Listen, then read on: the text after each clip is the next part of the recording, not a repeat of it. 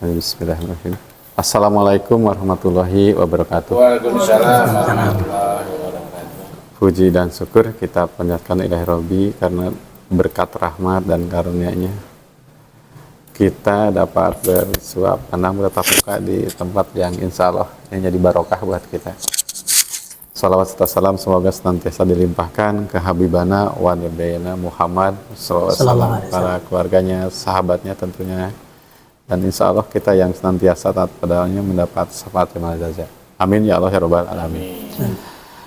Bapak, mungkin Bapak Kepala Sekolahnya dan diwakili serta Ibu, rekan-rekan sejawat dari Pak Abu, kami dari PP sangat berterima kasih atas kesempatan dan ganggu waktu Ibu dan Bapak yang begitu, katakanlah, saya dapat kabar dari rekan PP antusias sekali dengan kegiatan ini, dan ini mudah-mudahan jadi modal khususnya bagi Pak Abu dan bagi rekan-rekan demi kemajuan SMK 1 Kawali ini.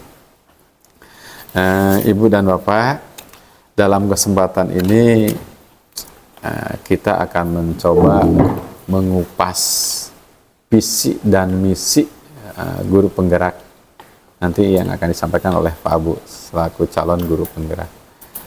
Untuk itu mari kita buka acara ini dengan mengucapkan basmalah. Bismillahirrahmanirrahim. Sebuah visi dalam bahasa keseharian mungkin ya cita-cita lah, apa yang diinginkan.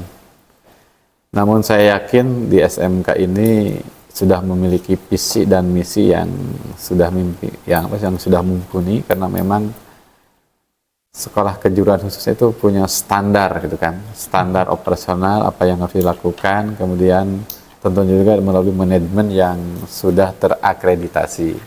Jadi ketika nanti ada visi dan misi atau harapan dari Pak Abu yang agak berbeda, itu silakan tinggal dikorelasikan Pak Abu ya, bagian bagusnya, karena memang visi misi tidak bisa dibuat oleh Pak Abu sendiri, harus melalui suatu kolaborasi kerjasama dengan stakeholder yang ada, di antaranya rekan-rekan di sini, kepala sekolah, komite, bahkan melihat kelemahan dan kekuatan sekolah dan lingkungan.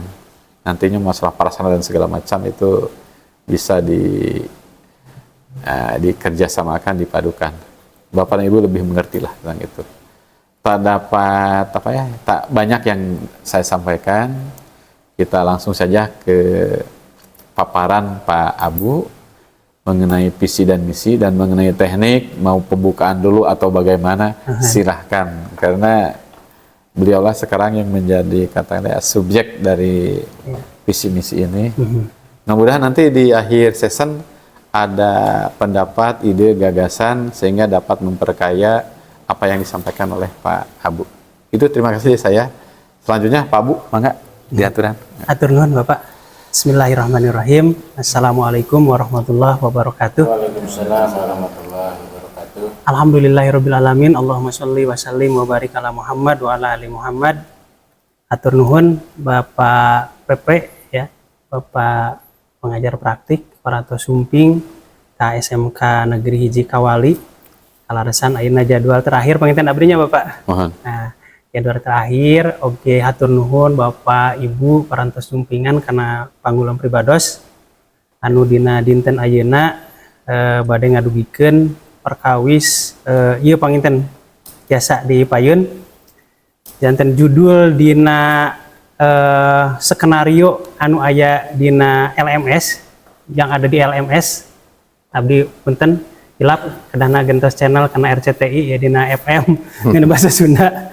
Jadi di skenario yang sudah saya terima di LMS, apa yang harus dilakukan adalah berdiskusi mengenai visi dan prakarsa perubahan. Nah, di mana berarti di sekolah di mana calon guru penggerak itu berada. Berarti kalau saya itu di SMK Negeri 1 Kawali. Nah, jadi sekali lagi ini kita berdiskusi mengenai visi dan prakarsa perubahan.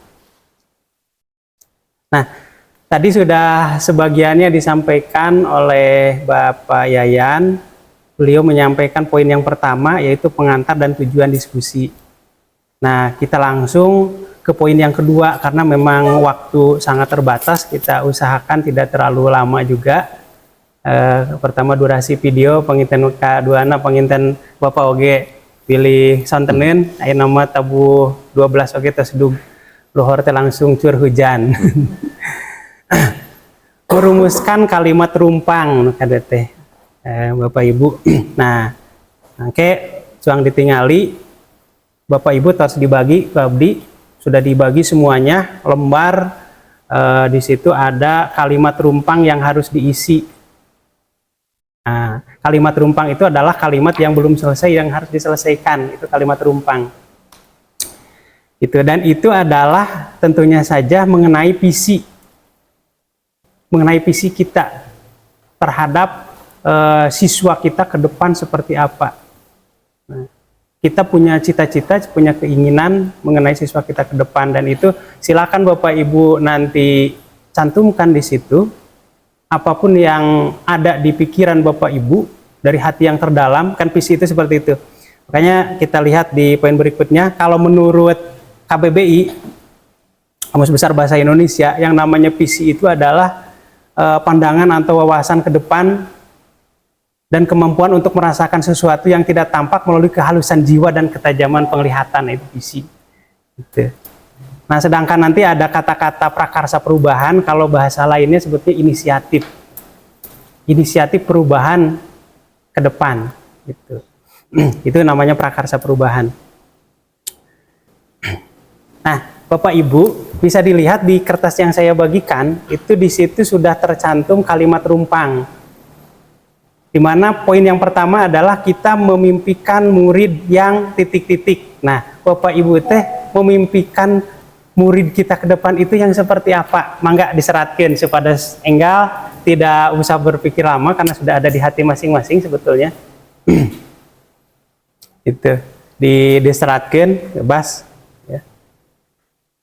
Lanjut karena poin kedua, Bapak Ibu, kita percaya bahwa murid adalah, nah, murid kita itu adalah apa?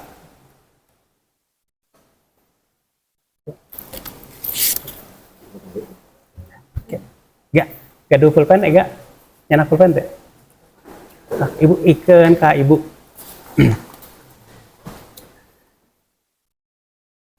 Nah, kemudian di poin yang ketiga, di sekolah kita mengutamakan apa? Nah, itu tentunya saja nanti akan berkaitan dengan sekolah kita. Dan itu sudah sehari-harinya kita jalani, pasti tahu sekolah kita itu mengutamakan apa, Bapak Ibu. Nah, kemudian murid di sekolah kita sadar betul bahwa, nah, gitu.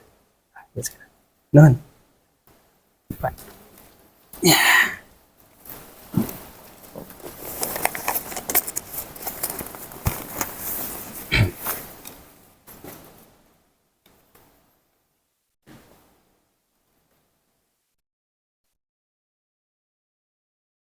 Nah, lajeng kita warga di sekolah ini yakin untuk, nah berarti ini untuk ke depan, yakin untuk apa? Itu ya Bapak Ibu.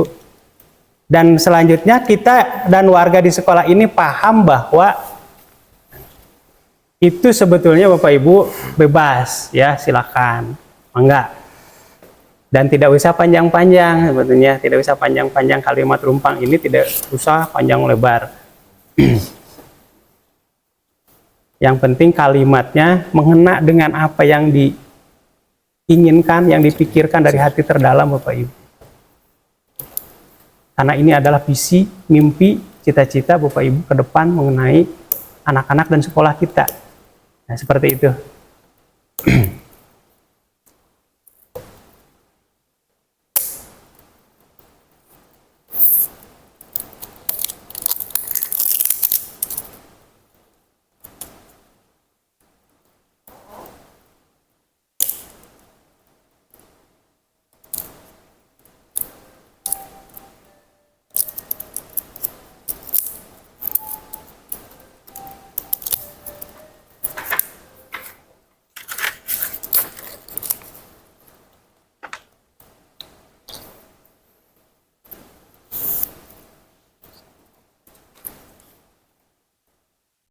Nah, Bapak Ibu sebagai perbandingan nanti untuk isi sekolah, kita juga harus membandingkan dengan P5 profil pelajar Pancasila. Di situ juga kita boleh membandingkan, nanti bisa dilihat di halaman paling belakang Bapak Ibu ada. Di situ sudah saya cantumkan yang profil pelajar Pancasila.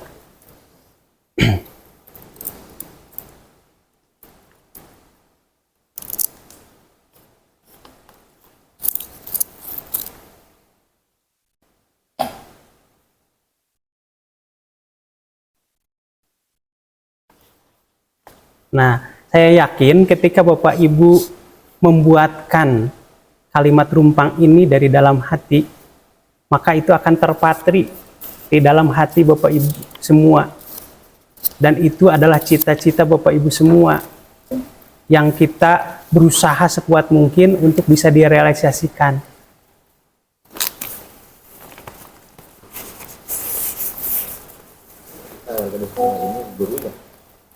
Iya, berarti kalau kita itu warga sekolah, guru, siswa,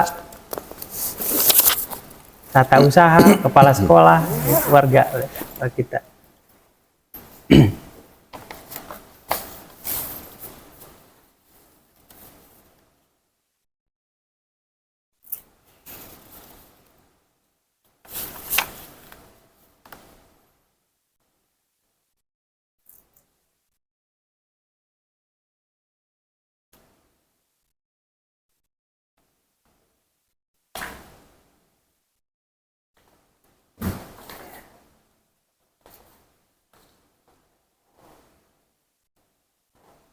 Pak Oman Manawi atas beres. Rumpang. Ahan kalimat rumpang tiasa diangskeun Pak Oman. Yes, Pak. Tiasa biasa mangga. Dua Bapak. 1. Mohon. Kita memimpikan murid-murid yang berakhlak mulia, unggul, profesional, mandiri. Mohon. Luar Kita biasa. percaya bahwa murid adalah orang yang mau belajar. Mantap. 3. Di sekolah kita mengutamakan vokasional. 5. 5. Murid di sekolah kita sadar betul bahwa sekolah ini baik. Betul. 5. Kita warga di sekolah ini yakin untuk mencapai visi sekolah. 6. Kita dan warga di sekolah ini paham bahwa sekolah sebagai proses mendidik. 7. Kesimpulan kalimat rumpang, cita-cita untuk murid supaya menjadi yang berakhlak mulia, unggul, profesional, mandiri. Luar biasa Pak Oman. Hatur nuhun Pak Oman. Jadi Pak Oman ini sudah membuatkan melengkapi kalimat rumpang ini, kalimat yang belum lengkap ini dengan apa yang dicita-citakan muncul bahasa Sunda nanu dikertegen dina manahna Pak Oman. Nah, seperti itu. Dan tujuannya sebetulnya membuat kalimat rumpang ini, kalau saya pelajari kemarin pada saat belajar modul, itu agar terpatri di dalam diri kita langkah-langkah, perilaku, semua yang kita lakukan itu mengarah pada cita-cita yang sudah kita cantumkan di kalimat rumpang ini. Gitu Bapak Ibu. Dan kesimpulan Pak Oman sudah sangat bagus ya. Saya yakin yang lain juga sama. Saya yakin yang lain juga sama. Nah, kenapa ini kita seminarkan? Agar ilmu yang saya dapat ya Bapak, bukan hanya dimiliki oleh saya. Kan misalnya ada 4 orang dari sini, tetapi yang 4 orang ini harus bisa mendiseminasikan, menyampaikan kembali kepada teman-teman di sini, kepada guru-guru di sini yang jumlahnya 100 dengan karyawan 128 ya Pak. Usur. Mohon dengan di tata usaha. Itu harus sampai semuanya.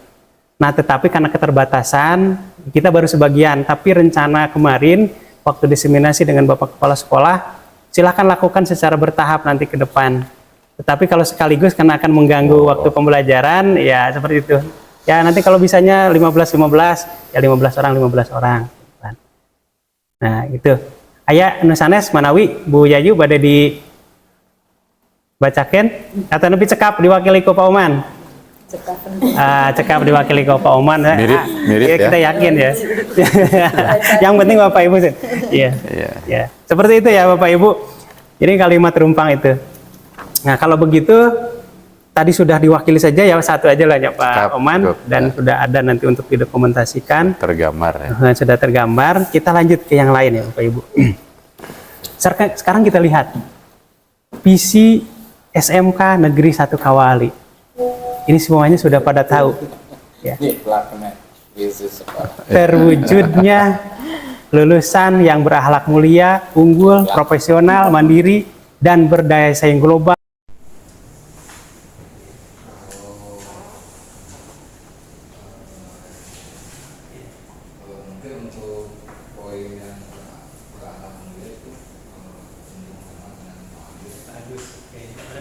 Sama juga dengan Pak Oman ya tadi.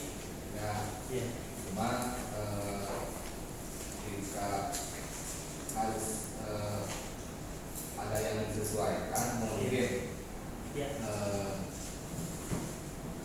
dari visi ini kan berakhlak mulia, unggul, profesional, mandiri dan berdaya saing global.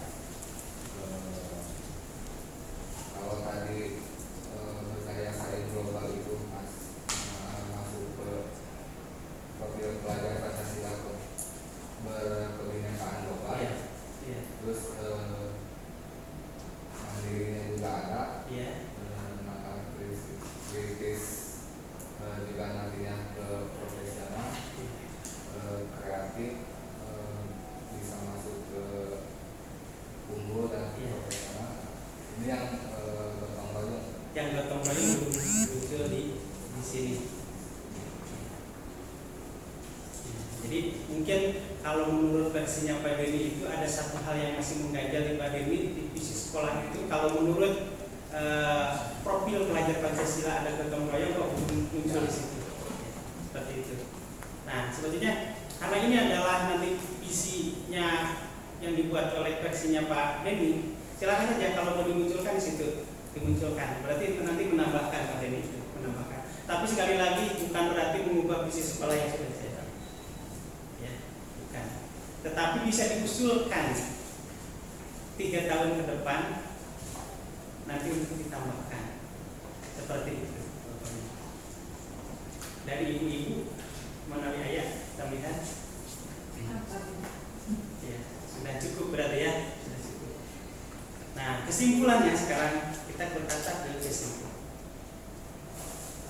visi sekolah kita, karena ini akan adakah yang ini disesuaikan atau ditambahkan? Kalau tidak ya tidak ada. Dan di sini kalau tidak ada berarti poin yang nomor 3 itu jadi tidak bisa diisi karena sudah cukup. Begitu Bapak Ibu. Ya. Saya sudah mengerti dia. Biar cepat selesai. Gitu. Ya. Tapi tidak juga Bapak Ibu. Nggak, kalau punya idealisme ya.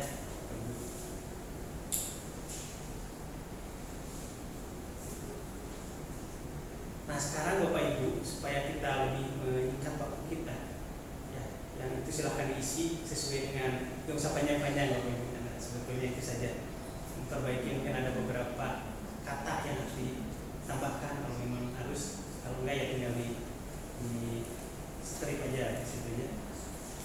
Kita ke poin C Bapak Ibu. Di sini kalau nggak salah poin C ada ya. Sikap dan perilaku yang mencerminkan visi sekolah. Yang pertama, kalau untuk murid, sikap dan perilaku murid yang mencerminkan visi sekolah itu apa? Silahkan diisi Bapak Ibu di situ. Nah, kan ini sedang meninjau visi sekolah. Kemudian sikap dan perilaku gurunya ada nggak di situ sudah muncul. Kemudian sikap dan perilaku kepala sekolah, sikap dan perilaku orang tua juga.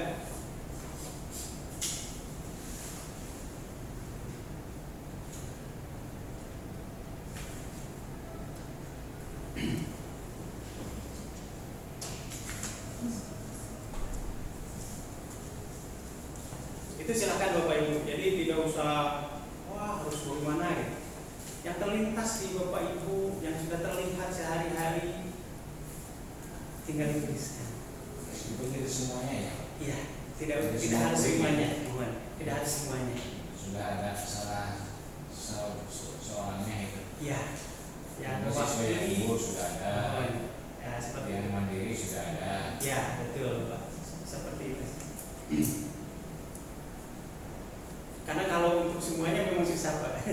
Semuanya menjadi mandiri memang susah Pak. Tapi mewakili setidak-tidaknya ada ya, yang sudah mencerminkan visi sekolah. Seperti itu.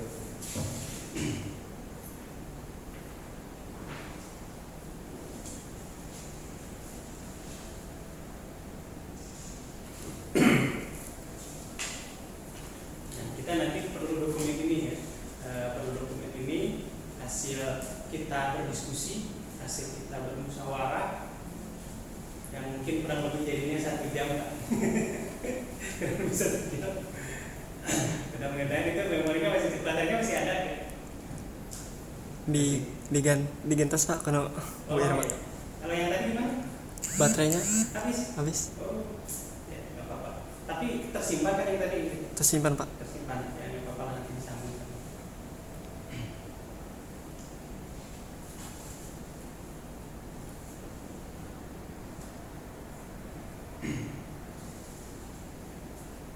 Jadi tinggal ini padahal bisa sambil dicas juga, cuman nggak apa-apa.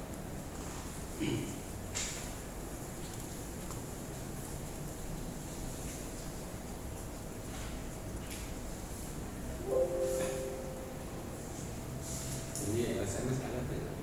Di SMS Iya. disampaikan di sini.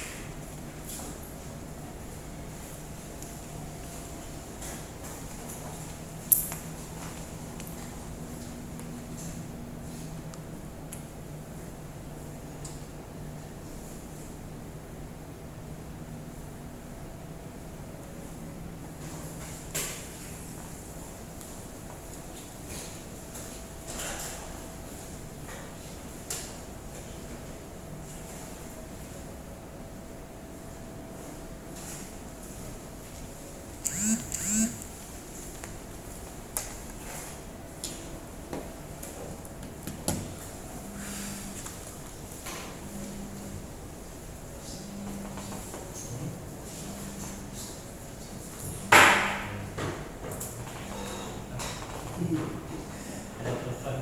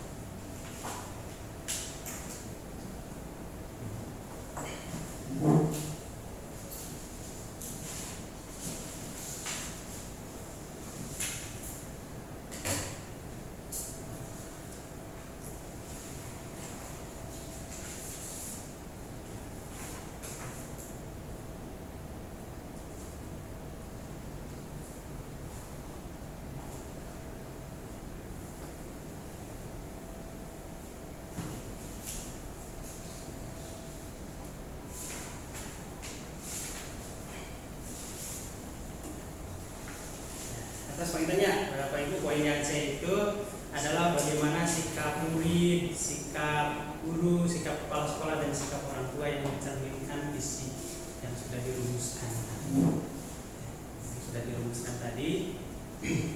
Itu pun kalau ada perubahan-perubahan ya, kalau ada perubahan-perubahan.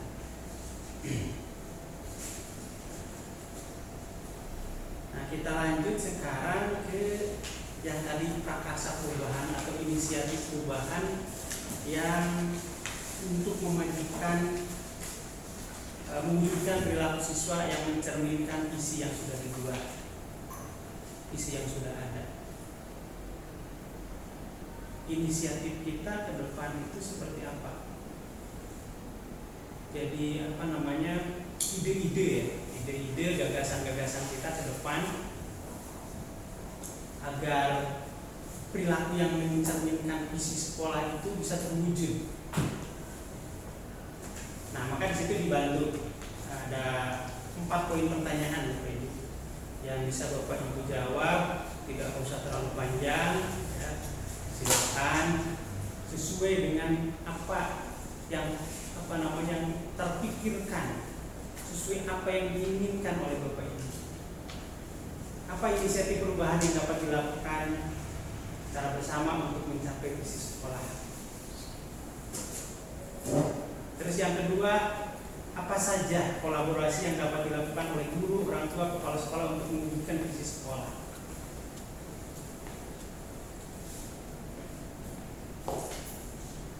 Jadi kerjasama guru, orang tua, kepala sekolah dalam bentuk apa kira-kira?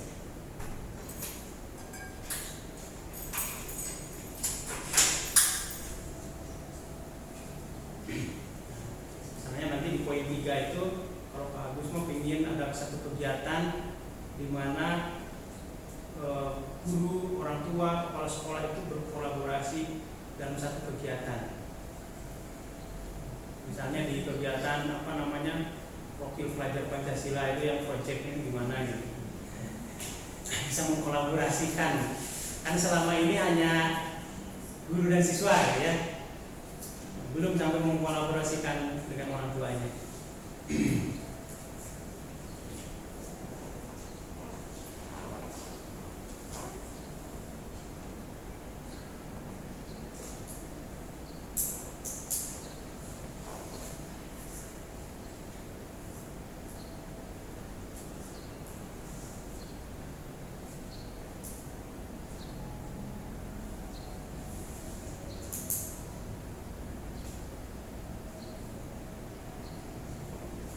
Nah, untuk yang poin 4, bagaimana rancangan waktunya? Kalau rancangan waktu mungkin bisa periodenya saja, misalnya, atau targetnya mau berapa bulan, berapa tahun, atau bahkan mungkin berapa minggu, kalau bisa. Ya itu aja supaya mudah.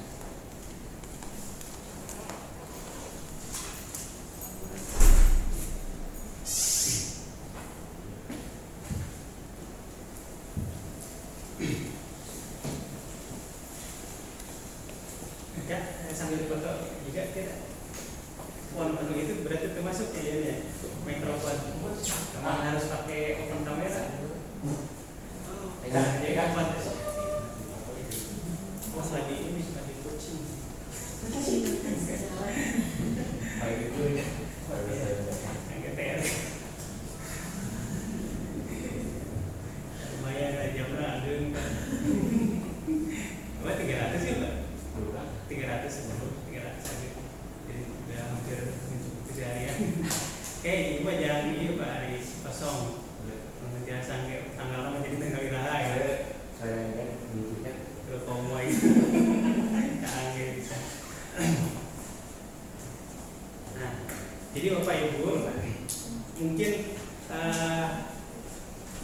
kenapa misalnya hal ini kita buatkan di kertas ini Bapak Ibu, kita buatkan untuk diri kita ini. Kenapa? Karena selama ini kita masih menganggap, punya pikiran bahwa yang melakukan tindakan-tindakan, yang melakukan kebijakan-kebijakan itu cukuplah kepala sekolah, para wakasek, para kapro. Kalau dulu biar aja mungkin mengajar di rumah ya. Untuk melaksanakan visi-misi itu itu kepala sekolah kasih doang. Itu harus kita hilangkan Bapak Ibu. Jadi semuanya punya peran untuk melaksanakan visi dan misi sekolah. Bapak Ibu harus punya visi-misi juga yang menyesuaikan dengan visi sekolah. Nah seperti itu. Itu ilmu yang saya dapat pada saat mengikuti CGP dan saya sampaikan kepada Bapak Ibu, dan Bapak Ibu kalau bisa menyampaikannya juga kepada rekan-rekan yang lain. mari kita wujudkan visi dan misi sekolah itu agar bisa terwujud impian-impian kita yang terwujud di dalam diri siswa kita, yang terwujud dalam setiap alumni dari SMK Negeri 1 Tawar ini, dan terbentuk visi misi sekolah itu dalam diri siswa-siswi yang sudah jadi alumni dari SMK Negeri 1 Tawar ini. Seperti itu Bapak Ibu. Dan itu adalah tugas kita semua, bukan hanya tugas kepala sekolah, bukan hanya tugas Wakasek, bukan hanya tugas Kaprok, tapi kita semua. Dan ini kalau kita bekerja, berkolaborasi bersama, bahkan satu yang sering kita lupakan ya, makanya di sini ada muncul di sini orang tua siswa. Itu jarang sekali gitu.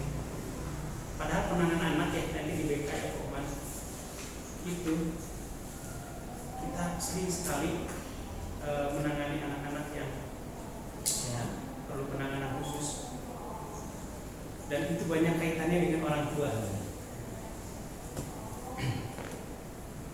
Bagaimana melibatkan orang tua siswa? Itu jarang sekali orang tua itu, jarang sekali datang ke sekolah, paling setahun sekali Koman.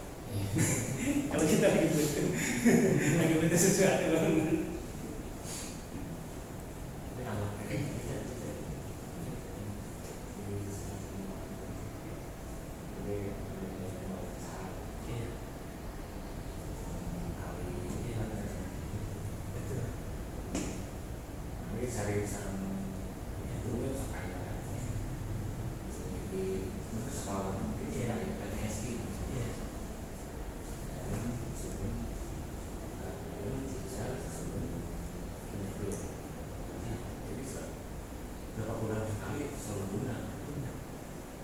Bergiliran atau semua satu kelas bareng gitu, gantian. Kan hari ini mahasiswa bisa orang tua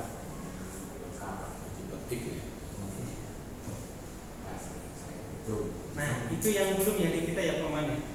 Mungkin itu jadi masukan, bagus sekali Pak Agus, bagus sekali masukannya. Mudah-mudahan ini nanti bisa diakomodir.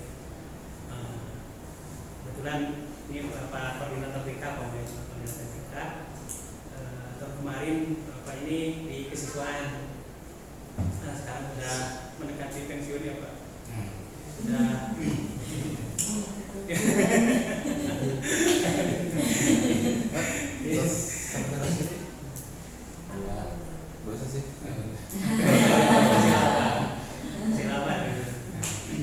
itu Pak, ya sekolahnya harus apa gitu, ini tidak itu orang tua ini orang tua ini buat Kalau kayak di SD sudah ada catatan pribadi. Di awal itu ada orientasi. Biasanya tiap siswa itu dipetik. Jadi sehingga perlakuan ke siswa nanti guru ya kalau sulit kalau tiap anak beda, minimal kita bisa memblok-blok kalau anak yang begini mungkin gitu ya. Kesannya mungkin gitu ya karena semua siswa di ada kan bermasalah itu saya orang berwenang Komik buku, iya masih kena ada. masih ada yang jarang di dari umum Jangan di-update. Kan harusnya seperti dokter ya Pak. Itu Bisa. dari mayatnya. Bisa. Nah itu yang perlu dikoordinasikan Pak. ngarangnya keseluruhan. Berarti ada di buku pribadi.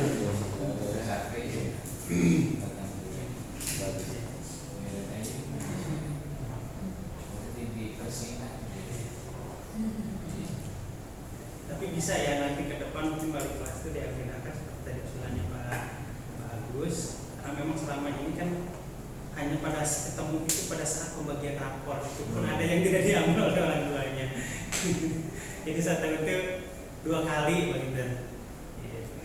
Ya bisa kalau di meja lengkap. SMK meja lengkap. SMK di Majalengka. Bisa di kalau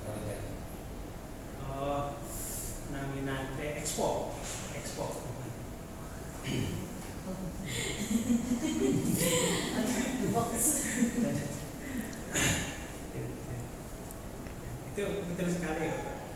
Jadi banyak mungkin hal-hal yang nanti bisa diserap oleh Bapak Ibu dan mungkin mulai muncul kalau biasanya kan kalau tidak dipancing dengan cara seperti ini ide-ide kreatif kita itu Rumah acara iya, tidak muncul gitu.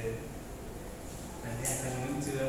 Makanya kalau ini sudah semua dideseminasikan, saya kira akan lebih bagus lagi.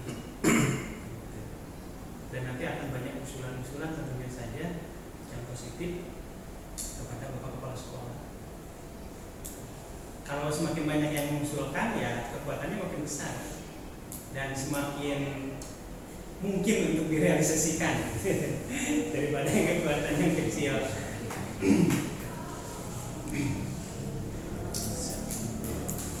Sudah sampai ke halaman terakhir ya Bapak Ibu, halaman ketiga ke halaman keempat mah profil pelajar Pancasila untuk patokan kita. Sengaja saya lampirkan Bapak Ibu karena memang arahnya kita itu patokannya dari sini. Kalau sekarang tidak tahu beberapa tahun ke depan ya gitu. Kalau sekarang ya profil pelajar Pancasila gitu. Landasannya di situ. Jadi membuat visi sekolah jadi harus melihat ke situ. Jangan ditinggalkan profil pelajar Pancasila. Ada yang perlu didiskusikan lagi Bapak Ibu?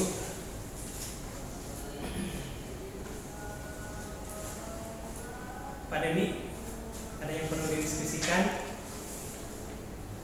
Pak Agus? Cekap. Pak Oman masih ada? Ini kan lebih fokus pada visi sekolah ini, diskusi ini ya. Memukainya dengan CGP itu.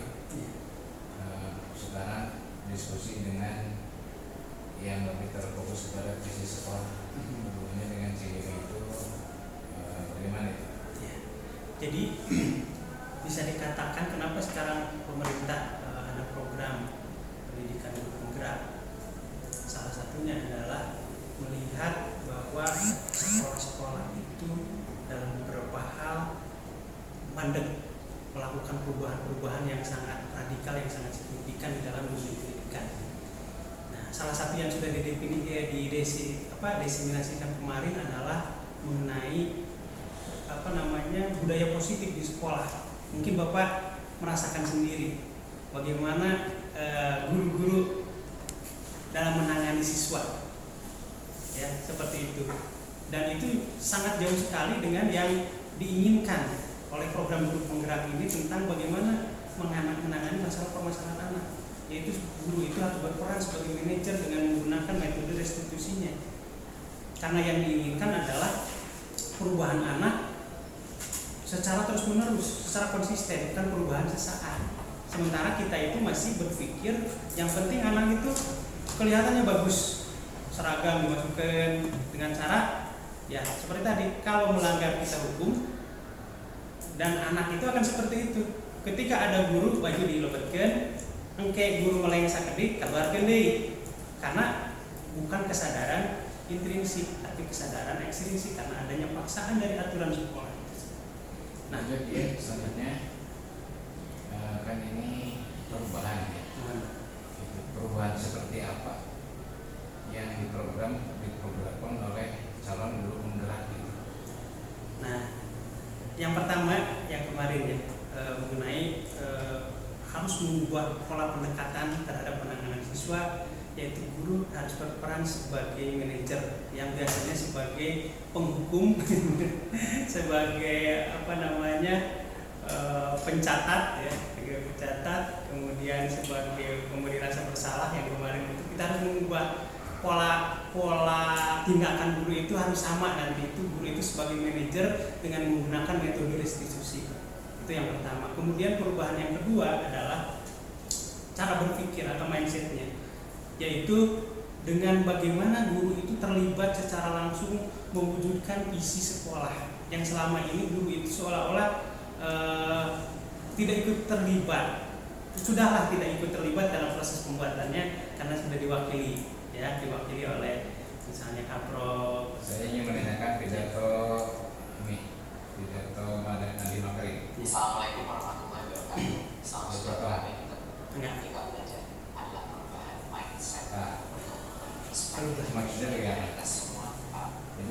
mindset itu kata Pak Nadiem kali ini itu. Betul. Maksudnya seperti apa itu?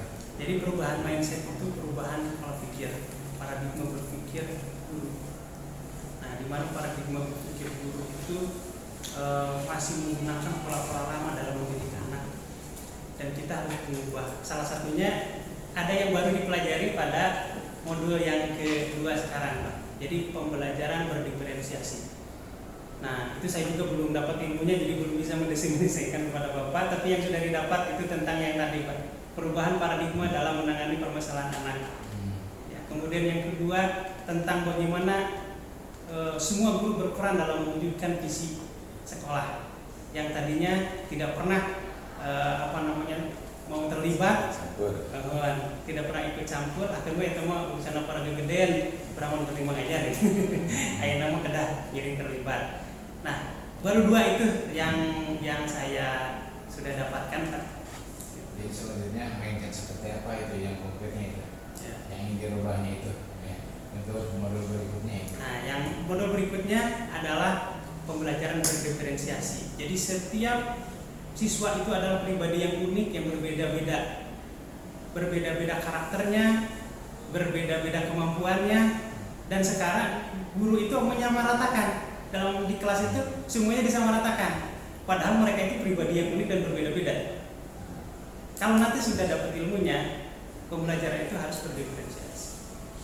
Si A pribadi ini, si B pribadi ini, kemampuan si A begini, kemampuan si C begini. Nanti siswa itu akan dikelompokkan sesuai dengan si karakternya ada kesamaan dengan si ini.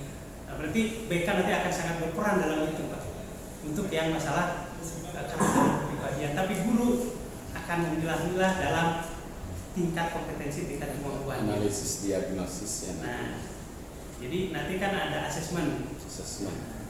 Memang itu baru muncul di Merdeka sekarang. Kalau dulu kan belum dimunculkan, walaupun sudah ada, belum dimunculkan. Asesmen diagnostik itu. Jadi sama seperti dokter, kalau mau mengobati itu ya melakukan diagnostik dulu. Tidak langsung, oh ini obatnya ini. Nah, untuk mencapai sampai ke situ obatnya ini itu ya diagnostik dulu. Gitu. Dan berarti BK harus punya data. Ketika diminta oleh guru harus ada. Guru nanti memetakan tingkat kompetensi, tingkat kemampuannya. Jadi ulah dibikeun ka di kelas teh memang biasanya mah aya 4 kategori, coba urang benar nih nyarinya orang benar. Aya numpang pinter nanti pinter, aya numpang bodoh nanti pinter, aya numpang pinter nanti bodoh, aya numpang bodoh nanti bodoh. Ditengah pakai kategori siswa. Nah, jangan sampai yang 4 kategori tadi itu ketika kita menyampaikan materi disamakan. Karena tentunya saja anu pangbodoh nanti bodoh dan pangrendah-rendahnya itu tidak akan bisa mudah, tidak akan bisa mencapai seperti yang otaknya cerdas itu susah. Lalu tinggal lupa. Nah, tetapi kita juga akan makin jadi ringan kalau seperti itu. Kita nanti bisa menerapkan apa yang namanya tutor sebaya. Anu bisa punya kemampuan membantu kita. Nah, seperti itu tuh meringankan. Dan kita belum sampai di situ ya. Bapak mungkin sudah, saya belum, Pak. Terserah saya belum nyampe ke situ. Kalau di sini gimana, Pak? Di individual perspektif individu instrumen individu kan tiap anak itu memiliki satu instrumen yang dia sukai dan harus kuasai. Yang pertama itu kan saya juga untuk yang sekarang anak itu untuk di awal-awal memang disamaratakan dulu. Ketika semua menabuh kendang, semua menabuh kecapi, suling. Ketika sudah semester 2 baru dipisah gitu. Yang berdasarkan satu kemampuannya, yang kedua apa yang minimalnya yang dia sukai, yang mereka sukai. Dari situ baru muncul, oh ternyata si A suka lebih cenderung iya kan? cenderung karena dia suka yang main itu Iya. ketika dikasih materi sendiri itu lebih mudah. Berarti hakikatnya itu sudah menerapkan pembelajaran berdiferensiasi seperti itu. Jadi kita tidak menyamaratakan. Wah, belajar tenang apa ya? Untuk kelas itu bisa mungkin tak. Padahal kan minat itu beda-beda. Ayo merasa sama dan ayo terasa. Ayo memang gampang menangkapnya, ada yang susah. Tapi kadang-kadang di SKM guru karena mungkin masih anak Iya. jadi karena guru seorang Iya. karena akun si budak provinsi apa Laras lah bisa. tidak hiji gitu. Iya. Terus si guru harus menguasai gimana membagi kelompok itu. Iya. Ketika guru harus dia terus dia kosong. Ya, berarti guru ke kelompok dia kosong. Laras. Saya begini. Iya. Nanti kami ayah otak dulu ada di situ guru. Daya mau kosong saya. Kamu belajar karena belum Dia akan terjawab di cara pembelajaran diferensiasi di bab selanjutnya ya Pak. Karena memang baru. Sebenarnya ada 3 sih apa yang berdiferensiasi dan berbeda itu. Iya. Tapi nanti kita tunggu waktunya ada. Jadi tadi apa yang berbeda contohnya saja. Ternyata setiap orang membayangkan anak 20 harus beda-beda pelayanan kan gitu. Nah, ya. Nanti ada triknya. Di modul apa tuh dibayar. Dua harus pak. Nabi kita bisa Nabi. Tidak acan biasa mendefinisikan Saya masih bingung. Iya, Kira-kira soalnya belum mungkin bagi sekolah penggerak sudah, tapi kan untuk SMK di sini ada 7 jurusannya, artinya kan sesuai minat dan bakat. Itu yang diperhatikan. Mungkin sudah berdiferensiasi sebetulnya gitu, karena pola pembelajaran tiap jurusan sudah berbeda, gitu kan, sudah sesuai minat dan bakat. Nah, pembelajaran KHD itu dia jadi Mantara itu menjadi paling prioritaskan, lihat minat, bakat dan potensi anak masing-masing. Pilihan itu terpaksa hari ini kami ini jurusan namanya tidak ada di sini ada. Ada otomotif, elektronik, insya Allah mungkin sesuai minat atau bakat. Tapi kadang-kadang yang mungkin sesuatu yang kan dari itu. Itu baju lain lagi. Itu sekilas saja gitu. Ya, oke itu masih ada. Oh, masih kalau masih ada silakan. Nanti mungkin nanti disambungkan. Maka Bapak Ibu bila ayah anak pada diskusikan, silakan dilanjut secara susunan apa yang harus saya sampaikan di skenario itu sudah selesai. Ya, sudah selesai sampai halaman ketiga, Bapak Ibu. Sudah selesai sampai halaman ketiga. Jadi ayah kan yang mau pada didiskusikan mana?